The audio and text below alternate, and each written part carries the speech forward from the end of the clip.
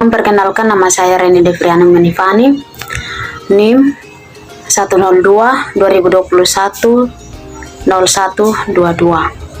Saya semester 2 kelas D dan berada di program studi pendidikan anak usia dini. Saya salah satu mahasiswi dari Institut Agama Kristen Negeri Kupang, Fakultas Ilmu Pendidikan dan Keguruan. Baik, pada kesempatan kali ini saya akan menyampaikan mata kuliah mengenai psikologi perkembangan 1 dan materi pokok yang dapat saya sampaikan, di mana ada pengertian emosi dan fungsi emosi.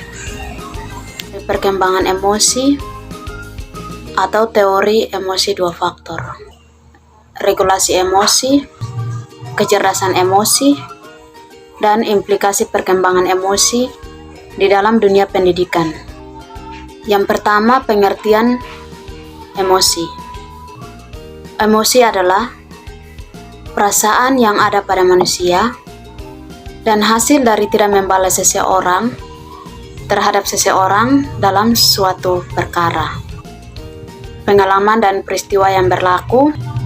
Dan secara sederhana, emosi dapat dikatakan juga di mana suatu keadaan kejiwaan yang dapat mewarnai tingkah laku kemanusiaan atau tindakan yang dapat dipengaruhi.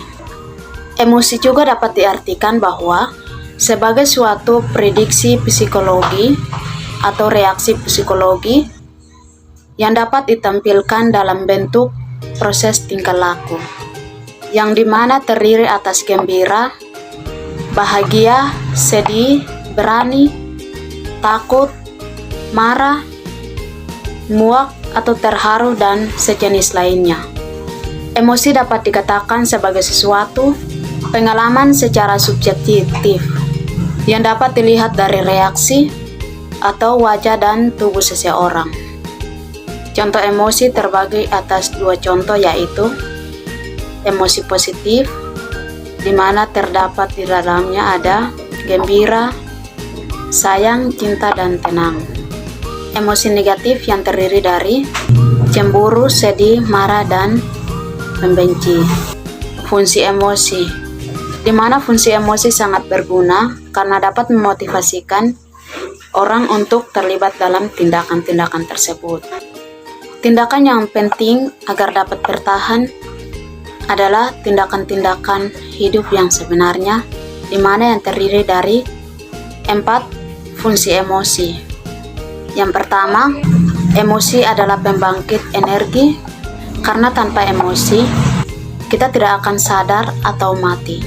Yang kedua, emosi adalah pembawa informasi, di mana yang dapat dikatakan bagaimana kita dapat mengetahui emosi yang sesungguhnya. Yang ketiga, emosi bukan saja pembawa informasi, namun emosi juga terdapat informasi melalui komunikasi intrapersonal dan juga sebagai pembawa pesan dalam berkomunikasi. Yang berikut perkembangan emosi atau teori 2 faktor. Teori perkembangan emosi atau teori 2 faktor terdiri dari atau memiliki pengertian yang sangat unik, di mana terletak pada perubahan fisiologi dan introspeksi kognitif. Maka ketika kita dapat memahami perkembangan emosional atau emosi, dapat dikatakan juga sebagai perkembangan anak, misalnya tingkah laku yang baik dan sebagainya. Yang berikut, regulasi emosi.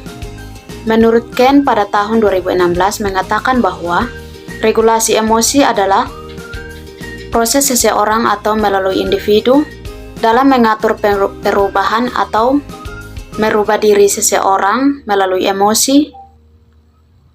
Maka orang mampu memiliki atau tidak mampu memiliki ketenangan hidup yang sebenarnya.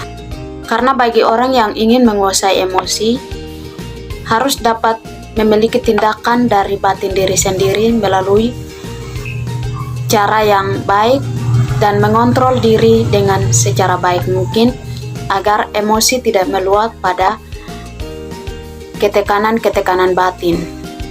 Yang berikut kecerdasan emosi. Kecerdasan emosi atau emosional adalah kemampuan seseorang untuk menerima, nilai, mengelola serta mengontrol emosi dirinya dan orang lain tersebut.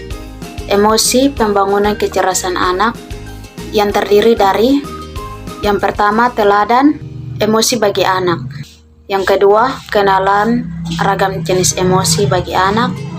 Yang ketiga, ajari anak emosi sebagai hal yang wajar, namun memiliki atau memikirkan tindakan yang baik terhadap anak agar anak tidak meluap pada emosi dan tidak melakukan hal-hal yang tidak diinginkan. Karena seorang guru mengajarkan anak menerima emosi sebagai salah satu tindakan yang harus dimiliki. Namun, emosi dapat mengakibatkan hal-hal yang buruk, maka guru diberi kesempatan untuk mengontrol untuk tidak menyampaikan hal-hal yang berdasarkan emosi, agar seorang murid dapat memahami secara baik apa yang dinamakan emosi. Yang keempat, komunikasi dua arah. Saling belajar, menceritakan emosi. Yang kelima, bermain dan membangun bonding bersama anak tersebut. Yang berikut implikasi perkembangan emosi di dalam dunia pendidikan. Implikasi perkembangan emosi dan sosial dapat dikatakan sebagai berikut, yang dimana dapat dikatakan bahwa proses pengajaran dan pembelajaran dapat membina asa dan kepercayaan di dalam bilik daharja, yang dimana dapat diartikan bahwa guru memberi layanan sama rata terhadap muridnya sendiri. Guru tidak dapat membanding-bandingkan atau seseorang tidak dapat membanding-bandingkan dalam situasi emosi apapun, saling memahami dan saling memberi salah satu tindakan yang menurut kita itu tidak mendatangkan hal-hal yang negatif. Demikian hasil presentasi saya ujian akhir semester mata kuliah Psikologi Perkembangan 1. Sekian dan terima kasih.